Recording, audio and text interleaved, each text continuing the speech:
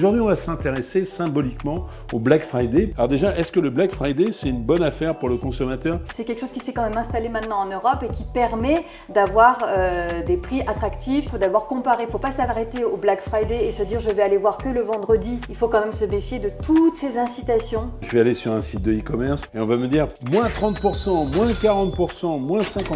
Mais par rapport à quoi? Le prix qui est affiché non remisé est le prix le moins cher depuis les 30 derniers jours. Je clique, j'achète. Bon déjà le produit n'arrive pas, qu'est-ce qui se passe? C'est le vendeur qui est responsable en fait de tous vos achats en ligne, même si vous avez acheté à une place de marché. C'est important de savoir qui est votre vendeur et c'est ça qu'il faut aller chercher. J'appelle mais je n'arrive pas à appeler finalement parce qu'il y a un numéro qui renvoie à un chatbot ou je ne peux réclamer que par internet. Bref, je n'arrive pas à trouver mon interlocuteur. Si le vendeur est en Europe, un centre comme le nôtre qui existe dans chaque pays de l'Union européenne et qui peut vous renseigner gratuitement et qui peut essayer d'intervenir auprès du vendeur. Ici, là est affiché bien sûr le numéro de téléphone du Centre européen des consommateurs. J'achète ce produit mais évidemment parce que je suis un chat noir, le produit est défectueux. Qu'est-ce que je fais? Vous avez une garantie qui s'appelle une garantie légale de conformité et qui est une durée de 2 ans sur tous les produits que vous achetez dans l'Union européenne auprès d'un professionnel. Donc vous contactez votre vendeur, vous faites valoir cette garantie, vous n'avez rien à prouver et vous devez lui demander soit la réparation du produit, soit s'il ne peut pas l'échange du produit et en dernière solution, le remboursement. Je suis député européen. En quoi la réglementation européenne doit évoluer pour protéger davantage le consommateur? On voit des produits de Chine ou d'ailleurs,